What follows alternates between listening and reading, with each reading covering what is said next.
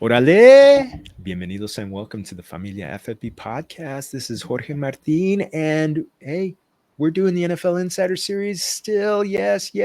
We're getting everybody in.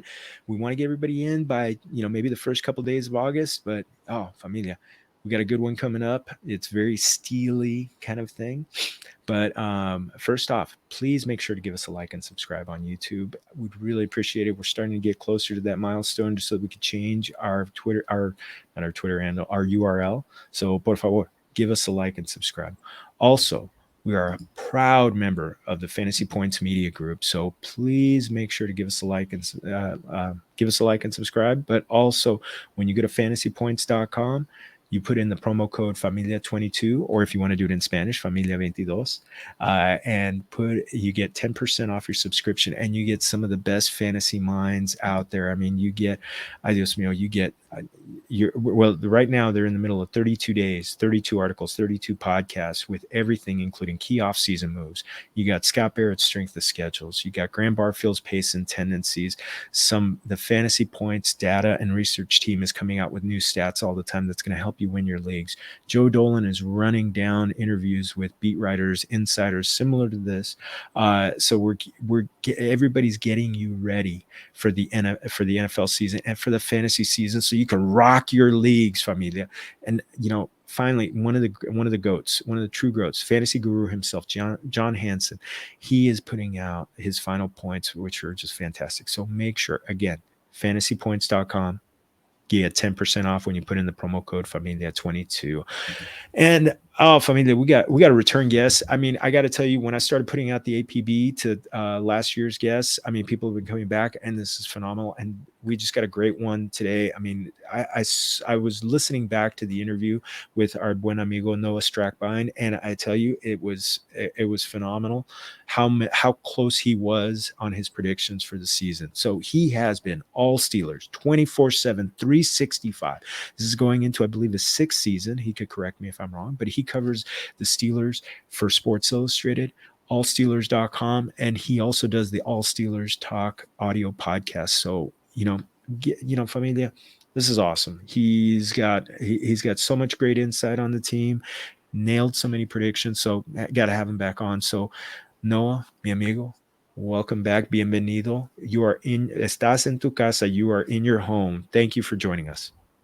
Thank you so much for having me on. It's great to come back. I had a blast last year, and I'm going to have a blast this year, and hopefully we'll get some things right again. But hopefully, this time it's not so. It's a little bit more positive. Let's go with that. A little bit more positive. Still a playoff team last year, and though much to the chagrin of the Chargers and the Chargers who didn't go, the run defense didn't come through at the wrong time last year, but we got it's a changing of the guard, plain and simple. There's no more Big Ben, and we got. It's now we're looking at Mitch Trubisky. It's looking like he's the starter, and they did use a first-round pick on Kenny Pickett, who just moved one door over on as far as what going into the facility, which I think is absolutely phenomenal. Can you break down what this quarterback situation is going to look like? Is it going to be Trubisky? It's looking like Trubisky at the beginning of the season. What is that going to do in Matt Canada's offense and things that he might be able to do that maybe wasn't able to happen with Big Ben last year? Yeah, I honestly think Trubisky and Kenny Pickett are the perfect quarterbacks for Matt Canada's offense. Now, let me make a note. I'm not the biggest fan in what Matt Canada has done so far, and I'm not sold on him yet as an offensive coordinator. But that being said, he does have a game plan. He likes to stick to that game plan, and we've seen success in college and on his resume with that game plan. I think Mitchell Trubisky and Kenny Pickett both fill that role really well. They're both mobile guys. They make their best plays outside of the pocket. They like to let their guys make plays with the football in their hand. That's everything Matt Canada has preached. That's what these two bring to the table. Mason Rudolph's going to put his name out there as well, and he's going to get an opportunity. But I think Matt Canada's offense is perfect for what these two guys have and bring. And I think no matter who it is, it'll allow for an easy transition into week 1 or week 2 or whenever that starting quarterback is officially decided. So how's the offense going to change this year? I mean, Trubisky had some mobility that he definitely used when he was in Chicago. But this is his third team in the NFL. There was a lot of talk about him finding a new gear, a new, kind of hitting a restart button and resetting with the Bills and learning a lot with working with Brian Daboll and sitting behind Josh Allen. How do you see first off, this offense kind of working with Trubisky under center? I see a lot of let playmakers be playmakers. I think that's what Matt Canada is going to do the most is he's going to remove the deep balls. Last year you saw Chase Claypool essentially run one route, go straight down the field, jump as high as you can, try to come back down with the football. Diontae Johnson stayed primarily on the left side of the field, and when he was in the middle of the field, we saw drops because that's not where Diontae plays his best football. Matt Canada's offense this year is going to be let my playmakers, Chase Claypool, George Pickens, Najee Harris, Pat Freiermuth, utilize their skill set wherever they feel comfortable. It's not going to be you stay here, you stay there, you stay here. People are going to move. There's going to be shifts. You're going to try to throw defense off. And then your objective is going to be somewhat like the Kansas City Chiefs, where people like to talk a lot about, Kansas City loves to go deep. Kansas City loves to let their playmakers get the ball in open space. And I think that Matt Canada is going to try to do as much of that this season as possible with all those guys. And I think that's where Trubisky shines because he's not somebody who's looking to launch it 60 yards every time he throws the football. He's looking to make plays. Your mobility allows guys to get open. We saw that a lot in the past with Ben Roethlisberger, Antonio Brown, those guys. I think that same style of football is going to come back this season in this offense. And Trubisky ran a little bit with the Bears. Do you see some kind of working in both some planned runs and maybe just some points where he's going to take off on his own? Oh, definitely. I think that Matt Canada is going to try to bring as much mobility out of this quarterback as possible. And Mike Tomlin, too, because all of last season, you heard Tomlin say time and time again, there is so much worth in a mobile quarterback. And he's never had that, at least not to the extent of these guys. Ben could move, but Mitch could run. And you're going to allow both, whether it's Mitchell Trubisky or Kenny Pickett, you're going to allow them to use their athleticism to try to make plays on their feet. I think they'll be designed runs. I also think that the offense will allow them to create space, and it's going to be geared towards, okay, if there's an opening, take off. Go use your feet. Much like Lamar Jackson does, Joe Burrow when he needs to, Deshaun Watson, all those guys that are mobile but also great passers, they utilize both skill sets. I think Matt Canada is definitely looking to do that with both of these guys. So a lot has been made up from training camp. That Kenny Pickett was running with third string, and so obviously that can change during training camp. Is this shaping up like a redshirt season, or could this be a situation where he kind of gets his first start like a lot of times after the bye, after the team bye? So I don't think anything changes once the season starts, unless it's a terribly bad season. If the Steelers start 2-6, they're not comfortable with finishing 4-11 or whatever it would be. They're going to pick their best quarterback. That being said, Mitchell Trubisky will be the starter until proven otherwise.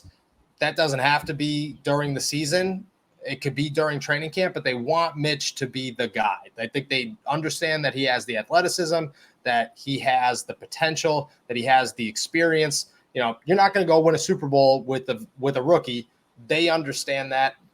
There's nobody in Pittsburgh right now that's saying, oh, this is a bust year. That just doesn't happen when it comes to the Rooney family and the Pittsburgh Steelers organization. So you're going to rock with Mitchell Trubisky because you understand that he gives you your best efforts right now. That being said, if Kenny Pickett walks into training camp and shows, hey, guys, I'm 100% better than this guy, they're going to put Kenny Pickett in there as the starter. Obviously, Mason Rudolph could be on that list too. Some people say that Mason Rudolph is going to be the backup this season and Kenny Pickett will be a red shirt. I don't see that happening. I think that Kenny Pickett is the best option to either replace Mitchell Trubisky if need be, or start over Mitchell Trubisky because they bring the same talent to the field. You're allowed to run the same offense with both of them. I think that brings a lot of fluidity to the group as a whole. Let's go to the running back. One of the ones that you nailed, one of many things that you nailed last year was Najee Harris. And, you made the prediction. You thought, hey, if this guy even if he gets off to a slow start, he's going to have a big finish. He had a wonderful season, and he over 300 carries. Now going into year 2, for me, he's one of the players that could be the RB1 overall this year, who could have an RB1 because he's going to have the volume. He's going to get the passing volume, the passing game volume. A lot of stuff has been made about him, his gain in weight. It sounds like it's kind of phantom. So I want to see, but also there's been some talk about lightening the workload on him. What do you see that being this year? I think it's a little bit of everything. So when it comes to Najee Harris putting on weight, I was one of the first people to acknowledge how big Najee Harris got, but it's not like he's fat. Oh, it's Jerome Bettis. It's Najee Harris looks like Derrick Henry. It's insane. The dude's loaded to the gills in muscle. He's got muscles coming out of places I didn't even realize you could have muscles. It's ridiculous. When it comes to the workload, I'm very concerned about it. I think that's the one area the Pittsburgh Steelers completely ignored, and I don't understand why. Mike Tomlin runs this old school style football where he needs a bell cow running back, and he's just going to run him into the ground year after year. That would be fine if those running backs were only expected to last 4 years, and then you can move on from them. During those 4 years, they get hurt every season by the playoffs, and Mike Tomlin refuses to learn from that. It happened to Le'Veon Bell. It's happening to Najee Harris, and it will continue to happen to Najee Harris until they fix it. They don't need to lessen his workload when it comes to the amount of carries. And that's what I've been told is that, the Steelers are going to lessen the workload with Najee by removing 7 carries a game. Well, what are you going to do with those 7 carries? You're not just going to waste a down in football 7 times throughout the game. So you need a backup option. That's not Benny Snell Jr. That's not Anthony McFarland. That's not an undrafted rookie, which they have 2 of them right now. They didn't do anything to address that position. I'm very concerned about it. And I think that Najee's entire season could be phenomenal, but come the playoffs, he's not going to be 100%. And that should be a worry for pretty much everybody. Could he still get quite a bit of work in the passing game? Oh, yeah, definitely. I think Najee's going to be even more involved.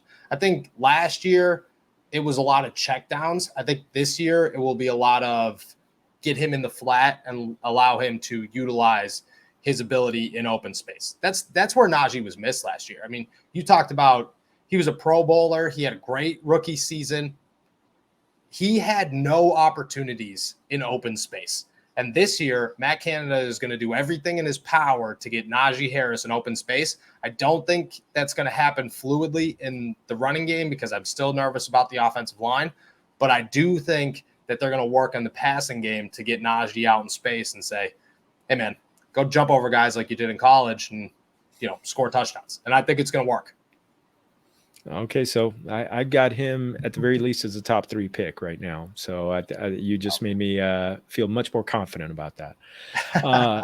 The wide receivers. Last year, Diontae Johnson was another guy. He was one of the top players when it comes to targets per game, which to me is the most valuable thing when it comes to a wide receiver. It's just the targets. They earn the targets. It's obviously with a different quarterback. Are we still looking at a big season for Diontae, who's going into a contract season, as well as Chase Claypool, who is kind of looking at a make good season after kind of a down second year? Yeah, so I'll start with Chase. I think Chase is in for a big season. I think this is the offense that's going to utilize his talents. Chase Claypool played his best football in college when he caught the ball on shorter routes and was able to make plays. He's so explosive for a guy with his size. We saw him run a 4.3 at the NFL Combine, blew everybody's socks off. But with this size, everybody wants to say he's going to be the next Megatron. Chase Claypool is Chase Claypool. He has such good feet when he has the football in his hands. It's not utilized at all, or at least it wasn't. It will be this season. Matt Canada is making it a point to play him in the slot as much as possible. I think that's the perfect position for him. He's a bigger body. People want to talk about how he doesn't come down with the football when he goes up for jump balls. I don't think that's a strength thing. I think that's a coordination thing. And I think that will change when you allow him to play in the middle of the field. If you're going to throw Chase Claypool a 10-yard pass and you need him to catch that 10-yard pass, he's going to catch it, and he's going to outpower anybody who's playing against him. At the same time, you catch him on a crossing route, and he's got open space. Chase Claypool is going to go for 40 yards because that's what he does. I think this is a year where, as long as he can catch the football, and that's always been my biggest thing about Chase, is he doesn't naturally catch the football well. He uses his body more than his hands. That's something you could work on. If he could get that down and he doesn't have issues securing the football, this will be a year where Matt Canada's offense shows the NFL what Chase Claypool can do. Now, that ties into Diontae Johnson. Everybody talks about Diontae Johnson's contract year. The reason the Pittsburgh Steelers have not signed Diontae Johnson is not because of how good Diontae Johnson is. It's because of how good Chase Claypool could possibly be. If Chase Claypool is as good as if he hits his max potential, he's one of the best wide receivers in football. Diontae Johnson could be one of the best wide receivers in football, but he still will never be as good as Chase Claypool if both of them peaked. Diontae's role this season is going to stay pretty much the same. He's going to be the guy that gets more targets than everybody else. He's probably going to lead the team in catches and possibly yards again. I would expect a Pro Bowl career from him. My only worry is when you have more time to throw the football, which the Steelers hopefully will, because you improve the offensive line. That was their biggest struggle last year. If you have more time to throw the football, are you going to throw it to the guy who's only running shorter routes, who's always open, or are you going to try to make bigger plays with it? Mitchell Trubisky in the past has tried to push bigger plays, and it hasn't worked well.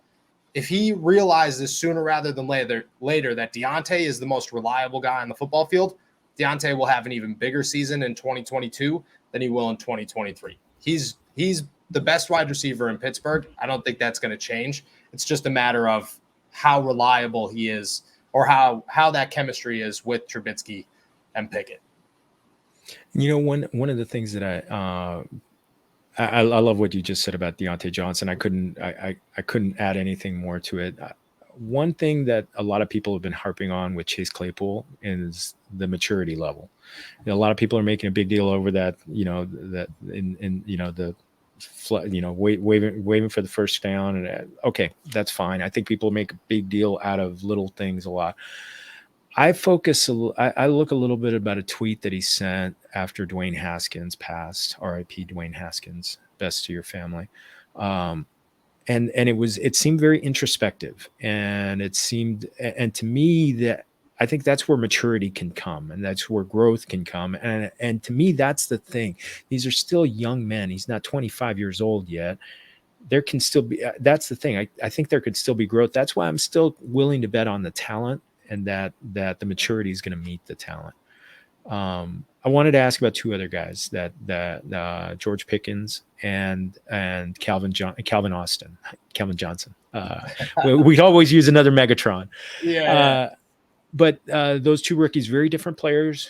George Pickett, tall, lanky, but he should be 100% healthy after having the ACL surgery and coming back maybe too soon to play in the national championship. Calvin Austin, a small, speedy receiver. How do you see them kind of fitting into the offense this year? Yeah. So first, I want to say something about Chase's maturity, because you touched on a great point there. I talked to the Steelers wide receiver coach, Frisman Jackson, and about Chase, and that's immediately what he said. So I know you can't see it, fans can't see it, but Frisman Jackson, the new wide receiver coach for the Steelers, never stops talking during practice. Never. And it always looks like he's yelling at someone. Like it's intimidating. It's like I'm constantly saying, like, yeah, there's no way I'd want to play for this guy. Everybody's got great things to say about him, and he's got great things to say about Chase Claypool, about how he's always coming in early. He's always working after with younger guys. He's constantly taking on that leadership role. He's meeting with Jackson pretty much every day. This is the year that you're going to see Chase take that leap maturity-wise, and I think that's going to pay dividends. I agree with you there. Now, with George Pickens, I've said this from day one. George Pickens is a star. Like, not like a star in the making, not like, oh, he's got a bunch. No, this dude's a star. Like, I saw him catch one pass. It was like 2 days into OTAs. I was standing on the sideline. He's running a crossing route, catches the football. There's 4 guys around him. And it's helmets and shorts, so there's no contact, obviously. But, you still get a hand on somebody. He caught the football. There was 4 guys within arm's reach. Within 0.1 second, he was 3 strides ahead of everybody, taking off down the sideline. It's like it was the fastest guy on the field by a mile. Then there's catches where he's literally levitating in the air. It's insane. This dude, I don't know how he fell to 52. I still think he's the biggest steal in the draft. I think he's going to be an absolute star. And the Steelers, they're going to utilize him everywhere. He's just as good of a route runner. I don't want to exaggerate. He has the potential to be just as good of a route runner as Diontae Johnson. He stands next to Chase Claypool, and they are the exact same size. It is insane. And he's just as fast as Calvin Austin. Like, it's actually wild, the package that George Pickens brings to the field. With Calvin Austin, I know he's a little dude, but he makes a lot of plays on the outside. He makes a lot of plays where you don't expect him to make plays because of his size. He's somebody who I don't know what his role is going to be in 2022. I wouldn't expect it to be huge, but I do expect him to get some playing time. I do expect him to be somebody that the Steelers utilize in a number of packages. And even if he only walks away with 500 or 600 yards this season, I think that those 500 or 600 yards are going to be significant enough to feel good about his future. He's definitely somebody, he plays much bigger than he is, but he's a 4th-round pick, so you have to let that develop, obviously. You talked about Pickens. One of the things, to me, one of the guys that I trust most when it comes to tape study is Greg Cosell. And he had George Pickens as his number 1 receiver. So I look at that and I just think, I think about that. He was also very high on Calvin Austin, and this franchise drafts receivers really, really well. So, sure. Could you, you're talking about Pickens. Do you think he could put it together in this rookie year, considering the limited amount that you saw at OTAs? Oh yeah, I think right now Kenny Pickett's the odds favorite for rookie of the year. I'd put all my money on George Pickens, all of it. In a fantasy aspect of this, I am highly considering taking George Pickens as like my 2nd wide receiver, just because I truly believe that this dude is going to have just an absolutely outstanding rookie season. He's going to take so many people by surprise because he had the ACL injury, he had to come back from it, obviously. I think the biggest thing that held him back in the draft were people were talking about his attitude issues on the field. I get it, but George Pickens strikes me as a really well-mannered guy who just loves football. And when you're playing football, you get competitive. Cam Hayward fights people every single year during training camp. I have never watched a Steelers training camp that Cam Hayward has not fought people in. And I think that just comes with being competitive. George Pickens, talent-wise, I said it since, before the draft, just like a lot of other people. I think he's naturally the best wide receiver in this class. And if the Steelers could utilize him well, which I expect them to, rookie of the year. I'm telling you, rookie of the year. Wow. You talk about the package. Size, speed. He didn't run at the combine because he was still not 100% from his ACL, but at this point, he'll be more than a year past, which a lot of doctors say that's when they start to get their everything back. So, hey, okay, you convinced me. That catch that you're talking about, I'm moving him up. I'm moving him up my ranks, especially on the rookie side. One guy. Oh man, I wish that was something that could have been on video, but hey, you know what? We'll just have to wait for him to do that in the games. So, gosh. Oh man, think of that wide receiver talent. And you were really high on Pat Freiermuth last year, and he really delivered, especially in the second half of the season last year. For a rookie to come out and do well, a rookie tight end to come out and do well is almost unprecedented. But now going into year 2, what more can we see from this guy and to kind of further cement him as maybe a top 10 tight end? I honestly, I have nothing holding me back that says Pat Freiermuth can't be top 5 tight end. I think that his pass catching, I'll put it into a quote. I talked to Mason Rudolph one day, and I said, I need a quote on Pat Freiermuth. How good's Pat Freiermuth looking this offseason? And he said, every quarterback in the room knows that if Pat is one-on-one, you're giving him a chance, because his ability to turn and catch the football is better than I've ever seen. And Steelers have had some great wide receivers when it comes to pass catching. Keith Miller, obviously, Vance McDonald, Eric Ebron for a season. Some really good pass catching tight ends. Pat Freiermuth just looks so natural going up for a football. He looks better. He looks bigger. He looks much more confident in the game plan. And on top of that, I think the addition to Zach Gentry in the offensive game plan is going to help him, because it doesn't put so much pressure on him to be a well-rounded tight end. It just allows him to be, hey, you are our top tight end. Gentry is going to be involved in the pass game too, so that it doesn't give too much away when he's out there. But if we need somebody to block, we could rely on Zach, and we don't have to rely so heavily on Pat, where I think last year at the beginning of the year, Pat was looked at as, you got to block. I think this year he's going to be able to fine-tune his skills. He looks very good. He just looks very natural for a guy in his second year. That's fantastic. And to think, one of the reasons why a lot of people kind of downgrade George Kittle is because the fact that he's such a great blocker and he stays in to block a little bit more than fantasy owners would like. To think that Pat Freiermuth is going to be a true move tight end, that to me is exciting for him. He's a guy, I've heard people grabbing him and another tight end and just kind of doing, like someone like Cole Kmet and just kind of taking turns, starting with them based on the matchup, or maybe starting both of them if they got great matchups. Love it. Love it. Okay. You mentioned the concern you had about the offensive line. Not a big investment in it this season. What, concerns? Talk to me. Dígame. Yeah, so the concerns are almost the same as last year. I think last year, myself included, we all just convinced ourselves that everything was going to be fine. This is the Pittsburgh Steelers. They got to rebuild their offensive line, but hey, they got 2 rookies. They got Zach Banner and Chuks Corfor. Maybe things will be fine. No, we were all very wrong. This year, it's the same concern, a little bit better, but pretty much the same concern. The only difference is that there's options, and I think that's what the Steelers needed. Kevin Dotson's going to return to left guard. Kendrick Green's going to compete with him at left guard. Kendrick Green tried to be a center last year, learned quickly he is not a center. Mason Cole provides veteran experience coming from Minnesota and Arizona to play center for the Steelers. Then you have the big addition in James Daniels at right guard, which I think is a game changer. I think James Daniels gives you somebody to rely on. The Steelers' offensive line had nobody to rely on last year. Zach Banner, who was dealing with an ACL injury, was their most veteran guy on the offensive line and who was conducting all these meetings and trying to be the veteran leader, but he wasn't on the football field.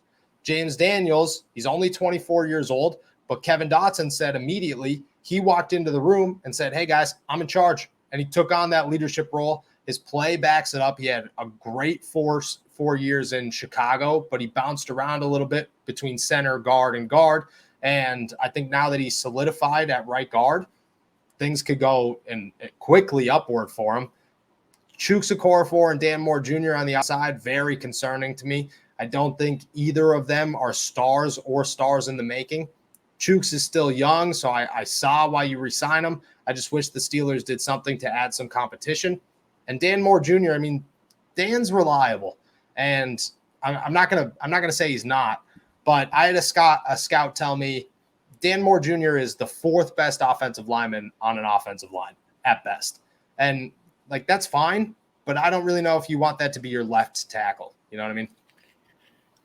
Ooh, wow, that's a little bit of concern. Blind side is so important. Yeah. Geez. All right, defensive side. I want to kind of get kind of your call. I mean, the defense against the run the second half of the season was rough. I mean, there was that huge game that Dalvin Cook had on Thursday Night Football against them. Uh, have they made improvements against the run? I know they're always going to be a force against the pass because of TJ Watt and the secondary still good. How do you look at them shaping up both against the run and the pass? Yeah, I think the run game was super concerning last year. It was terrible. I think they did tighten it up a little bit. I think the biggest thing is going to be the return of Tyson Alualu and the growth of Isaiah Loudermilk. Isaiah Loudermilk is a true run stuffer. He's really good at defensive tackle and nose tackle if need be. He's young. He's only a second-year guy, but he was a fifth-round pick last year, so you couldn't really expect a ton from him. He put on like 20 pounds this offseason. He's 6'7", so he's ginormous. And you could just tell, I get it, it's helmets and shorts so far, but you could tell that there's growth there. There's enough upside to say, okay, he could be a primary piece to this defensive line coming off the bench. The Steelers didn't have any of that last season. If Tyson Alualu could stay healthy, you don't need him to play more than 1 or 2 snaps a series. If he could play 1 or 2 snaps a series, especially on running downs, he adds a major lift to the defensive line. And then Miles Jack and Larry Ogunjobi, we don't know what we're going to get with them when it comes to the rush game, but you have to expect something. And I think at very least, Miles Jack adds some comfort for Devin Bush, whereas Devin Bush doesn't have to be the primary inside linebacker, doesn't have to be the star anymore, even though he should be. And Ogunjobi adds some depth to where you could say, okay, Chris Wormley needs a break, Ogunjobi needs a break, Isaiah Loudermilk needs a break. You have so many revolving pieces, DeMarvin Leal, who's a third-round rookie. You have so many revolving pieces that you have options. I don't know if that's going to fix anything, but it's certainly, the best thing you could do for a defense who doesn't add a superstar. And you could say Miles Jack is really good, but I don't think he's a superstar, is to just have options. And I think that's what they did. When it comes to the pass, I think they're going to be just fine, if not better. TJ Watt is a dude who you could put the over-under on 22.5 sacks this season, and I would say he's going to break it if he stays healthy. You have to remember, people look at TJ Watt and they want to downplay his season last year some way or another, or like act like, it was just a 1-year thing. TJ Watt's 26 years old. Most players don't peak until they're 26 years old. Last year he played 15 games, but there was 4 games where he missed at least half of a game. So in my eyes, he played pretty much 13, 12 games.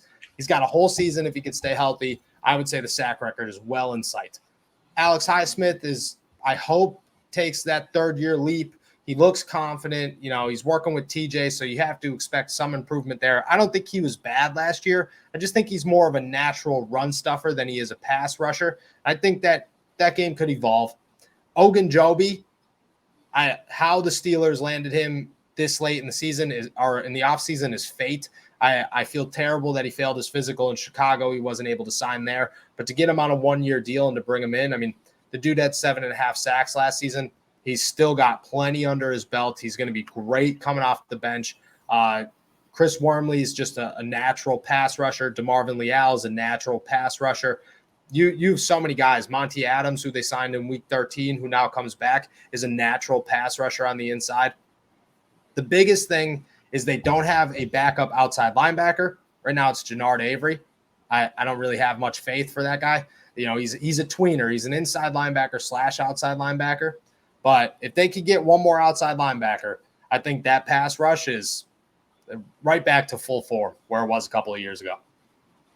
Outstanding. Oh, this is phenomenal. I could feel the passion for defense coming out of you, and it's I know I know when you're talking Seal Country, that's all that it is. That's where it starts. Well, we're about at the finish, but I wanted to say we had a great Mexican food talk last year. Any new dishes you've tried? I know we talked a lot about tacos and enchiladas last year. Anything new discoveries? I would say nothing new in the discovery, although, my range is growing. I don't know if like shrimp tacos is like a natural Spanish thing, but I eat shrimp tacos like once a week. I would say the big change is that since we've last talked, I probably eat Mexican food twice a week at this point. Where me and my fiance moved down the road from like three spots. I think we go on rotation every other week of where we're going, and it's at a point where like I've walked in twice in 2 days, had the same waitress, and I'm like, man, this is embarrassing. You know me. So we're getting there, but the love is growing. The consumption is definitely growing. Outstanding. Well, if they know your order and they know your name and they've already got a margarita or a beer waiting for you, hey, you know what? What better than that? That's what I'm saying. That's all you need. That's all you're looking for in a new home. Easy. Oh man. Well, if you ever get stuck on wanting a recommendation, you know where to find me, and I'll get you. I'll hook you up with a good recommendation. As long as it sounds like they're pretty good, down home, authentic places. So they're you can do some exploring, and you'll ask them for a recommendation. I think you'll be just fine. Yeah, no doubt about that one. They might see how they might want to test you on the spice meter. So you just never know. So be ready for that. I'm good on the spice meter. I did get, I forget what it was one time, and they're like, this is spicy. And I was like, spicy? They're like, well, not really. And I was like, all right, cool. And it was real authentic, and it came out, and I took 2 bites, and I was like, I'm going to die. I ate the whole thing, but it was bad. I was sweating by the end of it. It was rough. I don't do well with the spice, but we're learning. We're getting there. That means it's really good. I love it. Yeah, when my head starts sweating, I know I've hit a new level. So I love it. Noah, this has been un gran placer. This has been awesome. What I'm gonna put the banner up one more time. What have you got coming up to get ready for training camp and during training camp? Yeah, so during training camp, obviously we're going to take a heavy dive into the quarterback battle, trying to give everybody as much insight to it as humanly possible. I think that's what the fans are looking for. But just gearing up for training camp, allsteelers.com is going to have plenty of stuff. All Steelers Talk on YouTube is going to have interviews and, every little bit you could think of before we head into the end of July. But, we'll have it all covered. So I appreciate you. Oh man, I can't wait. I'm gonna be checking out your work and making sure that they find out what's going on with the quarterback battle and to get the truth behind the weight gain behind Najee Harris, so that I can still keep pumping him up a little bit. Know that he's looking more like a superhero than not. So Familia, eso es todo for our show. Once again, thank you to YouTube for putting us out there. Please give us a like and subscribe. And otra vez, if you missed it earlier, go to fantasypoints.com. When you get your subscription, put in the promo code Familia22, Familia22 if you want to do it in Spanish. Get your 10% off. And again, special thanks to Anchor for putting our podcast out on Apple, Google, Spotify, wherever you get your podcasts. Give us a subscription. And again, original content coming out on familiaffb.com. I'll be tweeting out the articles at Jorge Martin 17. And you know what? Go to Familia FFB also on Facebook and Instagram. So get everything there. We're gonna get you covered because we got great insiders like Noah joining us and giving us there. So Noah, our invitado, muchas gracias again. Thank you so much. And to you, everybody, have a great day, have a great week, and remember, todos somos familia. Salud.